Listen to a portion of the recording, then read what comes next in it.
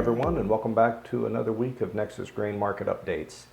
It is Tuesday morning, the 29th of April at 9:30 a.m. Let's get to the markets right now.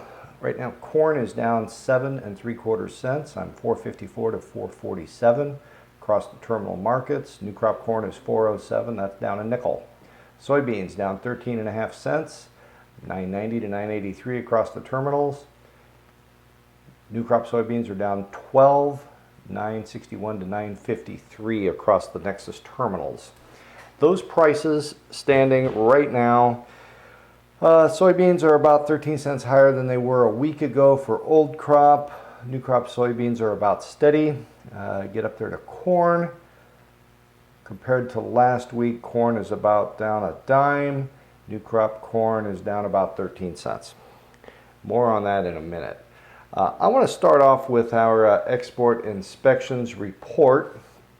It came out yesterday, and true to form, we are tracking well above the needed pace to hit our export numbers. The corn market is still tracking about 8%, soybeans about 4%. Right now we have 18 weeks remaining in our export season. That's about a third of it, and 35% to be accurate.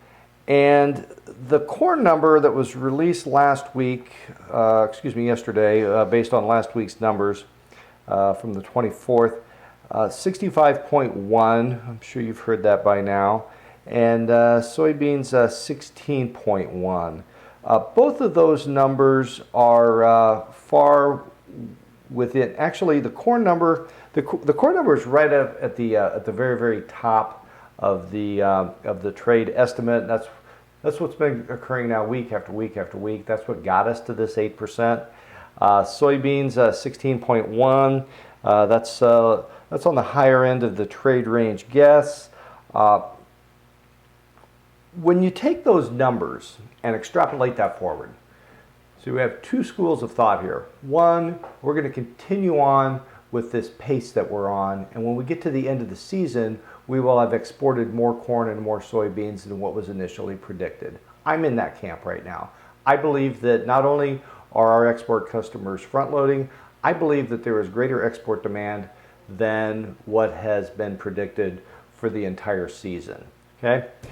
When we follow that through, we have the potential of taking our corn carryout to somewhere around 1.26 billion bushels of corn. That translates from a stocks to use ratio or a carryout to use ratio of 9.6. That takes that number down to 8.2. That's a 15% reduction. Okay, those are real numbers. Those could really happen, and that's where we see this price sensitivity that we're seeing now. Corn market's under a little bit of pressure today. I believe that since most of this weather system that came through yesterday tracked north of us, we're going to be back in the field, and we're still looking at somewhere north of 95 million acres of corn to be planted. That'll be more for next week, but suffice to say, I really believe the market's taken planting delays completely out of the equation today. Soybeans, same. We should be seeing at least somewhere around 300 million bushels of soybean carryout. Soybeans are even more dramatic. Right now, the last numbers published, we were looking at about 8.6% carryout to use ratio. That number could shrink to a 6.8. Speaking among my colleagues this week, and this really does truly feel the way the market is trading. It feels like we have a much tighter carryout than the 350, 360 some odd million bushels that have that's been floating around in the press the past couple of months. So something to keep an eye on, but that really is the underlying sentiment right now, is that we probably are going to see a little tighter stocks to use ratio. We get back to soybeans. You take this thing from an 8.6 to a 6.8, that's a 21% reduction in our stocks to use ratio. That's very significant. So we'll watch that. Okay, export sales report from last week. We aren't painting quite as rosy a picture with that. We're seeing our export sales with 18 weeks remaining. We are seeing those slow down a little bit. Those are both tracking, corn's tracking 2% above pace. Soybeans are tracking 3% above pace. The main players in the sales and shipments, and I'm going to go over a couple of these that would be of particular use. There it is. Okay, I'm going to start with corn.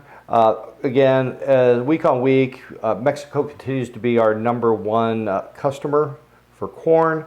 So far this year, we've sold 780 million bushels and shipped 545. So we have a lot of corn left to ship to Mexico. I also believe the amount of unknown sales that are on 158. I believe most of that is actually Mexico.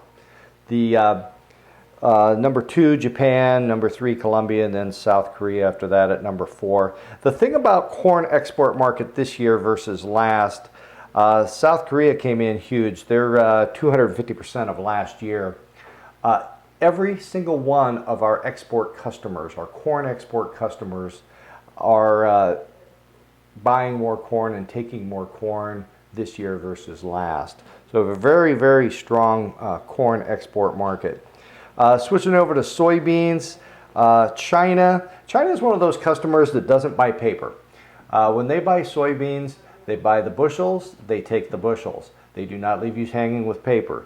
Soybean sales rather to China, 821 million bushels sold. 814 of those are already shipped. And that's probably about it for the season for China. China is a very seasonal buyer. At this point in time, they're going to be shifting over, taking their import needs from South America. That's normal, nothing to really get shook up about. A number that I will point out is that year on year, China is standing at about 94% of their from what they purchased last year. They're at about 94%. Likewise, Mexico is about 96%. They're our #2, and the new player this year is Egypt. Egypt has bought about 100 million bushels compared to about 25 million last year. So the curve gets real thin real fast with soybean exports. I would say again, the market's getting very thin. The export market is, and which is true to form. It should be getting thin this time of year with soy. Corn, completely different story. Particularly our North American corn. That's going to finish strong throughout the balance of the season. The CFTC report, and I keep an eye on that very closely every Friday, and I also watch the daily numbers. As things stand right now, the professional fund managers are continuing to carry a fairly significant long corn position. As of last night, we went out between contracts and options. We went out long 139,000 contracts and options for corn. Not anywhere close to a record, but that's within a very, very close, a very, very tight range. We've been trading that for the full month. We started off the month at about 130,000 contracts, and we've been plus or minus 20,000 through the entire month. Soybeans, likewise. Soybeans actually at 60,000 contracts long. We have to go back. We have to go back quite a ways before we see that type of length in the soybean market. So somebody in the professional management groups want to be long soybeans. That's really about it for this week.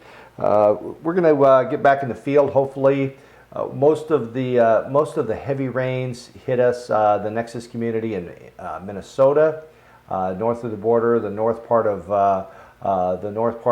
Worth County, Mitchell County. Got the majority of the rain. With the forecast that we have this week, we're going to be back in the field here in Franklin County, perhaps even Cerro Gordo County, a little bit of Floyd. We're going to be back in the field in 2 or 3 days. We'll be out there scratching around again. So a little early to be talking about planting delays. As far as any reports, the new WASDE report comes out on the 12th, so we have a couple of weeks before we have new S&Ds come out for our particularly corn market. I was talking about that with a couple of analysts this morning, and with the 95.5 million acres of corn going in, what's that really mean to our trendline yield? Really, the consensus among the group is that it probably means nothing. We have just as good a chance of seeing 180 to 181 bushel per acre trendline yield with these type of acres than if we had if we had 5 million acres less. So that's the position I'm taking right now. I do want to thank all of you for your business with Nexus. We certainly appreciate you, and we appreciate your business. Again, I'll remind you that Nexus Cooperative, we are a full-service farmer-owned cooperative. Not only are we in the grain business, we are in the agronomic business, we're in the energy business, the feed business, we have some a lumberyard as well up in Stacyville. I thank you for all your business. I encourage you to reach out to your favorite Nexus representative for all of your needs. So have a great week. If we can do anything for you, just reach out. Bye.